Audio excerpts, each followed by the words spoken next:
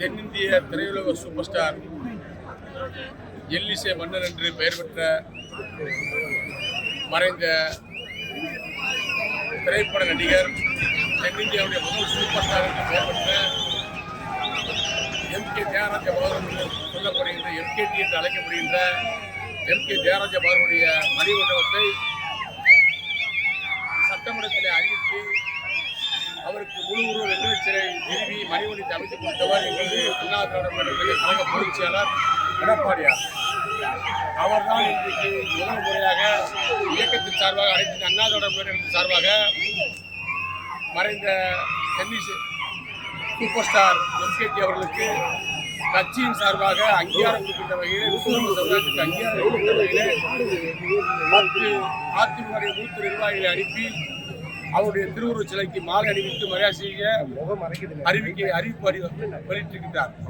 எடப்பாடியுடைய ஆணை ஏற்று அவர் சார்பாக நாங்கள் 10க்கும் மேற்பட்ட கட்சியுடைய முக்கிய நிர்வாகிகளும், அண்ணா திராவிட தொண்டர்களும், விஸ்வரூப சமுதாய நிர்வாகிகளும் இன்றைக்கு எம்.கே.டி சிலைக்கு மாலை அணிவித்திருக்கிறார்கள்.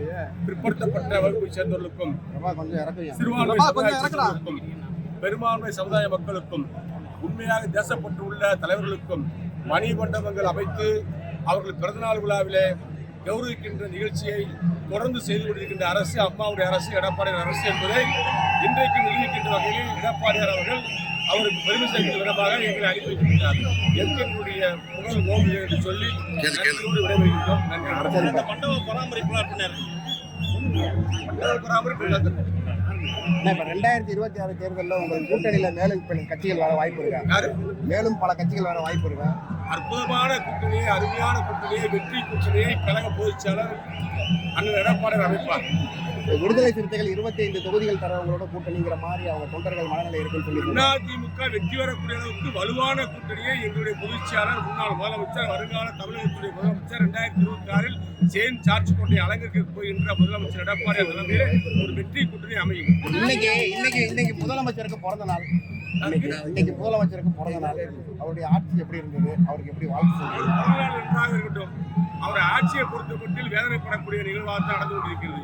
நேற்றைய தினம் சீமான் விஷயத்தில் நடந்து கொண்ட நிகழ்ச்சி, அவருடைய வீட்டு காவலாளி ஒரு மிலிட்டரி மேன், எல்லை பாதுகாப்புப்படை வீரரை காவல்துறை செய்த ஒரு கைது நடவடிக்கையில பார்க்கின்ற பொழுது சர்வாதிகாரத்தனமான ஒரு ஆட்சியாகத்தான் இந்த ஆட்சியை மக்கள் பார்க்கின்றார்கள். இது கண்டிக்கத்தக்கது.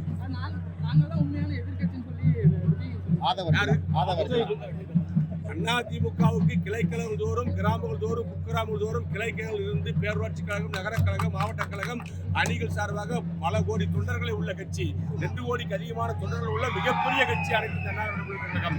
இந்த கட்சியோடு போட்டி போடக்கூடிய அளவுக்கு தமிழகத்தில் எந்த கட்சிக்கும் வாய்ப்பு கிடையாது, இடமும் கிடையாது. இந்த மும்மொழி கொள்கையில திமுகவும் பிஜேபி நாடகமானதுன்னு சொல்லி விஜய் சொல்லியிருக்காரு.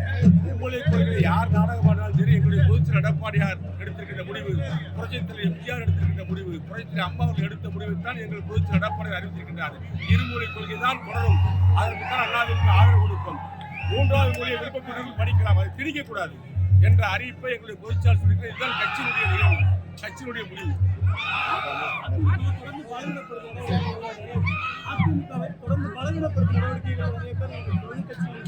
அதிமுகவை யாரும் பலவீனப்படுத்த முடியாது.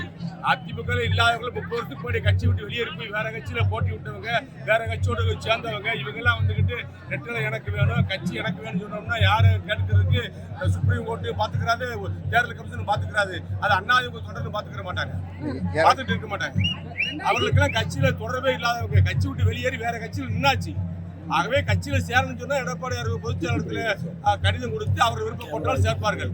இதுதான் கட்சியினுடைய நடைமுறை ஒழிய இன்றைக்கு அதிமுக தலைவர் விஜயாருக்கு பின்னாடி புரட்சி அம்மாவுக்கு முன்னாடி எடப்பாடியுடைய பொறுத்தநிலை பத்திரமாக பாதுகாக்கப்பட்டிருக்கிறது. அவர் சொல்வதுதான் அதிமுக வேத வாக்கு. 2021 அமைந்த கூட்டணி மீண்டும் அமையும். அது பற்றி எடப்பாடியார் முடிவெடுப்பார். தேர்தல் வருகிற நேரத்தில் அற்புதமான கூட்டணி அமைப்பார். தமிழ்நாட்டு மக்களுக்கும் தமிழ்நாட்டுக்கும் தேவையான ஒரு நல்ல கூட்டணி அமைப்பார். இன்றைக்கு இந்தியாவிலேயே மத்திய அரசை சார்ந்து ஒரு கட்சி இருக்கும், இல்ல மாநில அரசை சார்ந்து ஒரு கட்சி இருக்கும். 2 ஆளுங்கட்சி எதிர்த்து கட்சியை நடத்துகின்ற ஒரே திறமை உள்ள எதிர்கட்சி தலைவராக இருக்கக்கூடியவர் என்னுடைய பொதுச் செயலர் அனைத்து அண்ணா திராவிட பொதுச் செயலர் எடப்பாடியார் தான். ஆகவே எங்களுக்கு எந்த கூட்டணி வலுவாக இருக்கும், யாரை நாட்டு மக்கள் ஏற்றுக்கொள்வார்கள், சிறுபான்மை மக்கள், பெரும்பான்மை மக்கள், பொதுமக்கள் ஏற்றுக்கொள்வார்கள், யாரால் நமக்கு நன்மை கிடைக்கும் என்பதை உறுதிப்படுத்தி அந்த கூட்டணியை வெற்றி கூட்டணியாக அமைப்பார் எடப்பாடியார். தேர்தல் வாக்குறுதிகள் வந்து நிறைய நிறைவேற்றிட்டோம், 90% நிறைவேற்றிட்டோம் அப்படின்னு சொல்றாரு ஸ்டாலின் சொல்றாரு. முதல் அறிவிச்சது நீட் தேர்வு ரத்து. அவருடைய தேர்தல் அறிக்கையிலே அறிவிச்ச முதல் தேர்தல் நீட் தேர்வு ரத்து. அதவே நிறைவேற்றல. எத்தனை சொல்லணும், நாங்க சொல்றதுக்கு நேரம் கிடையாது. அவர் திமுகவில் மு.க. ஸ்டாலின் அறிவித்த தேர்தல் அறிக்கை 2021 அறிக்கையில எதுவுமே நிறைவேற்றப்படவில்லை. மக்களுக்கான திட்டங்கள் நீட் தேர்வு ரத்து கிடையாது, மாணவர்கள் கடன் ரத்து கிடையாது, எல்லாமே ரத்து கிடையாது. எல்லாத்தையும் நிப்பாட்டிருக்காரு. தாலிக்கு தங்கத்தை நிப்பாட்டிருக்காரு, திருமண உத்திரத்தை நிப்பாட்டிருக்காரு, லேப்டாப்பை நிப்பாட்டிருக்காரு, எல்லாத்தையும் நிப்பாட்டிருக்காரு. 5 லட்சம் கோடி கடன் வாங்கியிருக்காரு 4 வருஷத்துல. 5 லட்சம் கோடி, 1 லட்சம் கோடி வந்து வருஷத்துக்கு அதிகமான வரியை, வீட்டு வரி, சொத்து வரி, குப்பை வரி, எல்லா வரியும் 1 லட்சம் கோடி அதிகமான வரி வருது. 4 வருஷத்துக்கு 4 லட்சம் கோடி வரி அதிகம். 5 லட்சம் கோடி கடை, 9 லட்சம் கோடி என்ன செஞ்சாலும் தெரியாம இருக்கு. இந்த ஆட்சி வேண்டுமா என்ற நிலைமை இன்னைக்கு நாட்டு மக்கள் மத்தியில் இருக்குது. திமுக ஆட்சி வீட்டுக்கு போக போகுது, அதிமுக ஆட்சி ஆட்சிக்கு போக போகுது. வீட்டுல ஆடு மாடு